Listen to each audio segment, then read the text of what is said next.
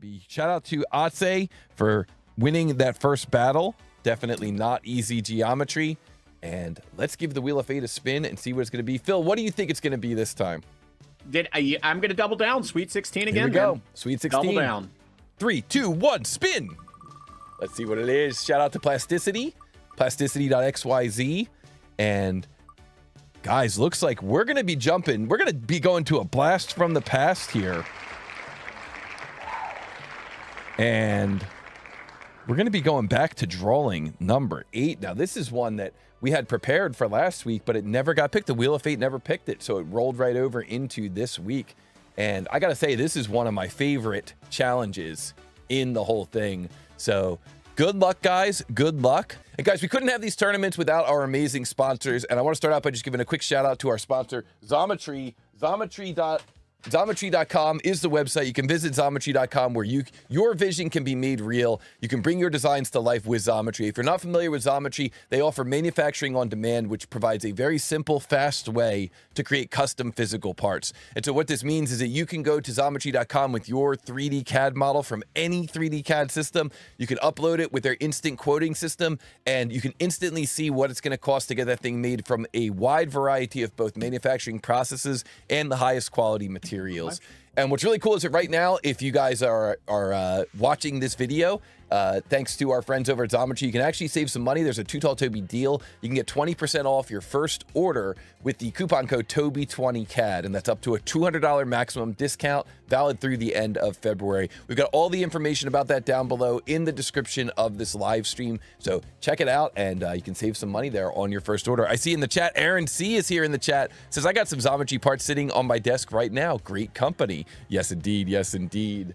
So, guys, this is one of my favorite models from the whole tournament. So, I hope you guys enjoy this one. I can't wait. I think we got ourselves a really good model. We got a couple of great competitors.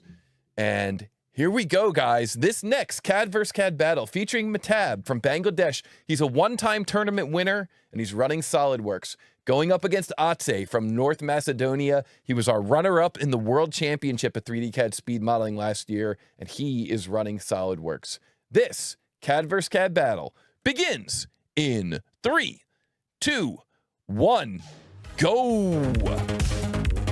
What is the mass of this part in XX.XX pounds? And wow, guys, this one is called Lantern 1, and it's a Tier 6 model. Tier 6 complexity. You can see here that this thing is made from plain carbon steel, 7,800 kilograms per cubic meter. Both of our runners are grabbing a screen capture, and both of our runners are jumping into their CAD system. And so here we go. We're going to flip over to this CAD vs. CAD battle, see what these guys come up with. Matab drawing first blood already, getting in there, sketching that hexagon for the base of this thing and extruding it up, and jumping into his second feature already. It looks like Matab on the left is winning, already drawing first blood. Atse on the right maybe needing to play catch up, but I got a feeling Atse on the right maybe was taking his time looking at the print. And so we'll see what happens here. Matab now has 2 features on screen, extruded and fully defined. Moving on to his third feature. Looks like this is going to be the hexagon at the bottom of that kind of area where you might have the panes of glass in this lantern. I'm hoping that we can make a version of this for the Too Tall Toby library and include the panes of glass. I think this would make for a really fun multi-body. But for this tournament, we decided just to do it all as one single material, one single body. And Matab, look at how quickly he was able to create that offset plane. And wow, looks like he's going with a solid loft there, lofting those two together. And what did he do at the end there? It looks like he went down and maybe unchecked merge results. Wow, interesting approach here. Holy smokes, guys. Matab on the left, Atse on the right. Atse, you can see, started from a totally different area, which is always so interesting in these challenges when you've got 2 different experts and they decide to start with the origin in a different location or start with a different feature. Atse wanted to get that upper area done and out of the way, and now he's moving on to that lower area where Matab started. It's quite wild to sit here and watch this, as always. I always get a huge kick out of it. Again, we're seeing some shell commands happening, different things along the way, which might explain why he didn't merge those two together. He's thinking ahead of himself. Yes, interesting. Wow, and ripped that offset there pretty quickly. Wow, Matab is just cruising through this model. Keep in mind, guys, these guys have never seen this drawing before. This isn't, you know, occasionally we'll see models that maybe we've seen a similar version in the library before. This is not one of them. This is a brand new experience for these guys, and they are both trying to figure out what's the best way to turn this thing into a solid and to come up with the correct mass for this model. And wow. Yeah, in the chat, Jern says, whoa, Matab. Meanwhile, we got Atse on the right, also looking like he's using some multi-body to get this thing done, and now getting in here and looking like he's getting ready to sketch some geometry. Let's see, he started a sketch on this plane. Very interesting to see. They both are kind of, even though they started in different spots, the paths are converging, and they're kind of ending up in a similar spot. You know, we saw a moment ago that Atse created that first cut for that window and then did a circular pattern, and now Matab, and now Atse is doing the same thing. So really interesting. You'd have to answer me on this. I'd be curious to know, could you not have shelled the windows? Well, they definitely could have tried. I mean, you know, there's probably a way to do it. It probably would be SolidWorks gets a little bit tricky about stuff like that, because when you're shelling, you know, you're trying to hollow out the entire solid body, where this is more of a like punching through. So yeah, interesting. But yeah, I mean, a shell off of a shell. Yeah, I mean, that's the cool thing about the practice models library is you can try it using several different approaches, and that way, you know, you'll know for next time. But wow, 100%. One thing that I like to point out too is, you know, it's, if you guys have ever heard the joke about the $2 hammer, and this is the exact reason why you need to go out and practice these models, is, you know, one day somebody's going to come to you and they're going to need something super fancy and complex, and you're going to charge them $20,000 for a $2 hammer swing. And it's all because you spent your life to know where that $2 hammer needs to hit. Very cool. And wow, guys, Atse, I thought Atse was so far behind. It looks like he may have actually eclipsed Matab here in this run. Uncle Facepound says, spot on, Phil. Yes, yeah, it's all about getting that experience so you know exactly what to do with those tools. I would like to point out here real quick too, is for a lot of you guys out there, especially with the new intent-driven design, there's nothing wrong with multiple bodies at an individual part level, as long as your goal is to merge them all into one body. It definitely fixes a lot of things on the fusion end. That's cool. But then the expectation is they all get merged together at the end. Yeah, you merge it down to one solid body versus individual parts. Wow, what a run from both of our competitors. This is so interesting. Okay, and so I think we might see an answer. Ate comes in with an answer. My first answer is 24.31 pounds, and that is not correct. That is not correct within tolerance. That is not correct.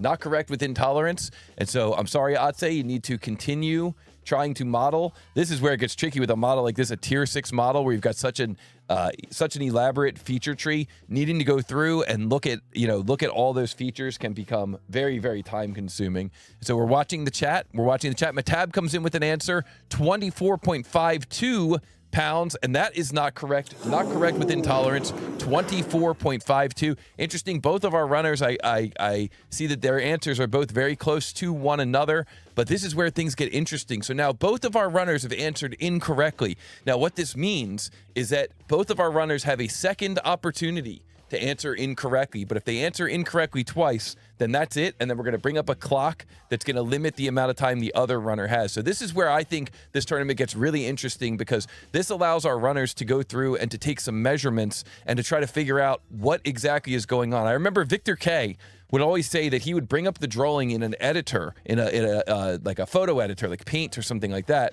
and then he would go through and he would cross off the dimensions. He would check a dimension, cross it off, check a dimension, cross it off, and eventually he would figure out which dimension he was missing. And so I think we see kind of almost like a virtual example of that happening here between Matab and Atse.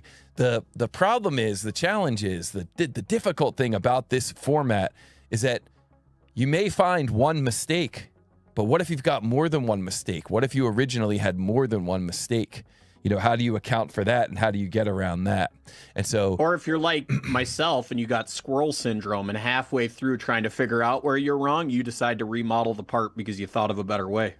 Exactly. Yeah, and we even saw Matab do that there. He switched from doing a revolve to doing an extrude with fillets. And so I thought that was really interesting too. And so both of our runners now, I noticed both of our runners did come up with a, bring up their mass properties, and they did look at an answer, but neither of them wants to commit. So this is really interesting. Both of our runners are kind of, you know, maybe they've learned a little bit from being in this tournament. You know, this is a tier 6 model. So what did you get wrong? But what if the other runner sneaks in there with the answer? You know, that's the question. That's what makes this thing interesting. And we've got tournament alumni Crispy Co in the chat, fully defined design. Welcome, my friend from Australia. Very early in the morning over there, or very late at night. Thank you so much for joining us. Great to see you in here. Wow, guys, so interesting. This is what I think is the most interesting, is seeing how they go through and they try to figure out what they're missing, and when do they decide to actually commit. I think it's such an interesting thing here. You're trying to make sure that you didn't miss anything, but you don't want to leave the door open for your competitor to sneak in with an answer. And Otse comes in with an answer. 23.76 pounds. And Phil, we got ourselves a winner. Moving on to the finals. Congratulations to Otse. Wow. What a run. The correct answer was 23.76 pounds. And Otse earns the victory cat. And Otse earns the win and moves into the finals of this 2026 Winter Freeze tournament. Holy smokes, guys. What a battle. What a match. What a fun couple of drawings there. The ice cube tray and the lantern. And it's going to be Otse from North Macedonia who moves on. And Matab is going to come back next week, and he's going to play for third. So we're still going to see some more action from Matab. Matab, I think that your model, you forgot to shell the bottom part of the area with the frames. So if you look at the bottom there, yeah, that body right there, that face needs to be shelled as well. I think that's what was missing. Shelled the top and didn't include the bottom. Yep, and it did him. And I think if you get that one shelled, you'll probably come up with that correct mass. We'll give Matab a chance here to see if he can maybe come up with that correct